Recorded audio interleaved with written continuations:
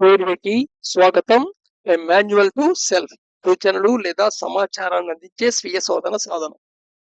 మనం డెత్ తర్వాత జరిగే స్పిరిచువల్ ప్రాసెస్ గురించి తెలుసుకుంటున్నాం. డెత్ జరిగే ప్రాసెస్ ని డిస్టిలేషన్ ప్రాసెస్ తో పోల్చొచ్చు. అంశిక స్వేదనము అనే ప్రాసెస్ తో పోల్చుకోవచ్చు. ఎందుకంటే ఇక్కడ పర్ఫ్యూమ్ లాంటి ఎసెన్షియల్ ఆయిల్ లాంటి ఒక ఎసెన్స్, ఆ మెటీరియల్ నుంచి ఒక ఎసెన్స్ ఒకటి వేరుపడుతుంది. ఆ మెటీరియల్ కి చెయ్యలేని పని ఎసెన్స్ చేయగలదు. ఇప్పుడు ఫ్లవర్ నుండి పర్ఫ్యూమ్ సెపరేట్ చేస్తే డిస్టిలేషన్ ప్రాసెస్ లో ఫ్లవర్ ఒక వాల్కుండే క్రాక్ గుండా ప్రయాణం చేసి వెళ్ళలేదు, కానీ పర్ఫ్యూమ్ వెళ్ళగలదు. అలాగే ఈ ఏదైతే as point of essence form అయిందో, బీయింగ్ ఆఫ్ ఎసెన్స్, ఆ essence can pass through time and space. ఈ డిఫరెంట్ స్టేజెస్ లో ఏమేమి ఎక్కడికి వెళ్తాయి అనేది చూద్దాం ఇప్పుడు. సో ఇన్కార్నేషన్ గురించి స్టడీ చేస్తున్నాం మనం. So spiritual process after death.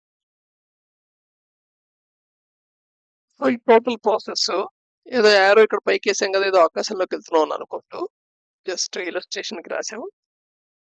So చెప్పంగానే ఫస్ట్ ఏం తెలుసుకున్నాం? ఫిజికల్ బాడీ డిసింటిగ్రేట్ అవుతుంది. అది నువ్వు కర్మకాండాలు చేసినా చేయకపోయినా ప్రకృతిలో కలిసిపోయేదే, ప్రకృతిలో కలిసిపోతుంది. సో దాని యొక్క ఎలిమెంట్స్ దేని ద్వారా ఏర్పడిందో ఆ ఎలిమెంట్స్ కి డిసింటిగ్రేట్ అవుతుంది. అవన్నీ నేచర్ లో, భూలో ఉండే నేచర్ లో ఇంటిగ్రేట్ అయిపోతాయి. ఫర్ ఎగ్జాంపుల్, మన శరీరంలో ఉండే కార్బోహైడ్రేట్స్ అన్ని కార్బన్ డైఆక్సైడ్ కింద, వాటర్ వేపర్ కింద అయిపోయి ఎయిర్ లోకి వెళ్ళిపోతాయి. నీ శరీరంలో ఉండే నైట్రోజన్, ఫాస్ఫరస్, ఫాస్ఫేట్స్ కింద, నైట్రేట్స్ కింద అయిపోయి భూమిలోకి వెళ్ళిపోతాయి. సల్ఫర్ ఆక్సైడ్స్ కింద వెళ్ళిపోయి వాతావరణంలోకి వెళ్ళిపోతుంది. ఏవైతే ఇన్ఆర్గానిక్ మెటీరియల్స్ ఉన్నాయో, నికెల్, జింకు, సోడియం, పొటాషియం లాంటివన్నీ యాష్ లో భాగం కింద ఉండిపోతాయి, ఎర్త్ ని చేరుతాయి. ఎర్త్ నుండి వచ్చినవి ఎర్త్ కి చేరుతాయి. ఇలాగా ఏ ఎలిమెంట్స్ అయితే ఏర్పడిందో మన శరీరం, ఏ ఎలిమెంట్స్ ద్వారా అయితే ఆహార రూపంలో తీసుకోవటం వల్ల డెవలప్ అయిందో, మళ్ళీ వాటి యొక్క మూల రూపంలోకి వెళ్ళిపోతుంది, డిసింటిగ్రేట్ అయిపోతుంది. అది వాతావరణంలోకి ఇంటిగ్రేట్ అయిపోతుంది. సో ఫిజికల్ బాడీ కాకుండా ఇంకేం మిగిలిపోతాయి?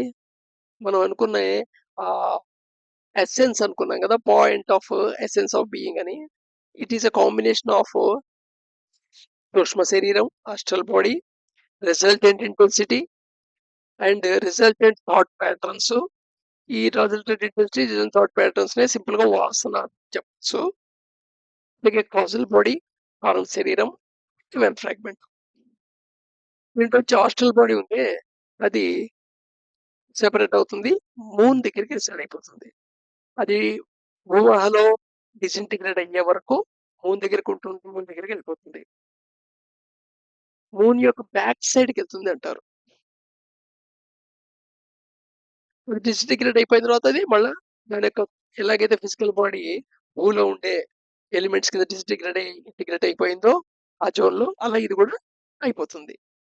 ఇంకా మిగిలిపోతాయి ఇప్పుడు resultant intensity and thought patterns and causal body, divine fragment, essence of consciousness.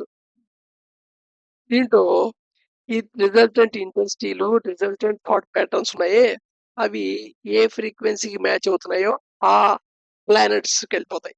ఈ సోలార్ ఫ్యామిలీలో ఏ ప్లానెట్స్ ఉంటాయితే ఆ ప్లానెట్ దగ్గరికి వెళ్తాయి.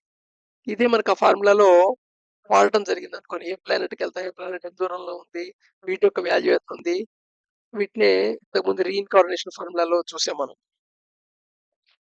ఎసెన్స్ ఆఫ్ కాన్షియస్నెస్ ఏదైతే ఉందో, ఆ, ఇది ఒక పెద్ద పాంప్లెట్ లాంటిది అనమాట. నెక్స్ట్ జన్మ నెక్స్ట్ జన్మలో ఆ ఏ విధమైన వాతావరణంలో పుట్టాలి, ఏ తల్లిదండ్రులను చూస్ చేసుకోవాలి, ఇవన్నీ ఈ ఈ result intensity, result thought patterns and essence of consciousness and recorded monitor లో రికార్డ్ అయి ఉన్న కర్మ డీటెయిల్స్, వీటన్నిటి మీద ఆధారపడుతుంది. So essence of consciousness reach చేస్తే సన్ రీచ్ అయిపోతుంది. ఇంకా మనకి క్యాజువల్ బాడీ, మన శరీరం అండ్ డివైన్ ఫ్రాగ్మెంట్ ఉంది. ఇది మహా రీజియన్ లోకి వెళ్ళి అక్కడ డిసైడ్ అవుతుంటుంది. అయితే ఈ క్యాజువల్ బాడీ, డివైన్ ఫ్రాగ్మెంట్ కి ఇండెక్సింగ్, లేబులింగ్ అయి లేదు. సో దేర్ ఫోర్ ఇది ఎలాంటి ఫినామినా అంటే, ఇంతకుముందు ఎగ్జాంపుల్ చెప్పాను కదా! సముద్రం అలాగే అన్నమాట. సముద్రంలోంచి ఒక చెంచాడు నీళ్లు తీసుకొచ్చినట్టు మాట. సముద్రం మొత్తం డివైన్ హోల్‌నెస్ అయితే దాంట్లోంచి ఒక చెంచాడు నీళ్లు డివైన్ ఫ్రాగ్మెంట్ అన్నమాట. నువ్వు ఆత్మ, సెల్ఫ్ అని రిఫర్ చేసేది. అయితే ఆ చెంచాలో ఉన్న వాటర్‌కి ఇండెక్స్ చేసి ఏ, బి, సి, డి అని నంబరింగ్ గాని ఏముండదు కాబట్టి ఇక్కడ మొత్తం ప్రకృతిలో కలిసిపోయినట్టు. ఒకవేళ అదే డివైన్ ఫ్రాగ్మెంట్ మళ్ళా రీసైక్లింగ్ అవుతోంది అని చెప్పలేము. సో, రీసైక్లింగ్ అవుతున్నది ఏమిటి? Resultant intensity, resultant thought patterns, essence of consciousness.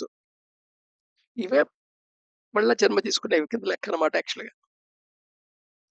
యాక్చువల్‌గా మనం ఇన్నాళ్ళు అనుకున్న దానికి, ఇక్కడ అర్థం చేసుకున్న దానికి ఎంత తేడా ఉంది చూడండి. రేపు మళ్ళీ డీటెయిల్‌గా చూద్దాం.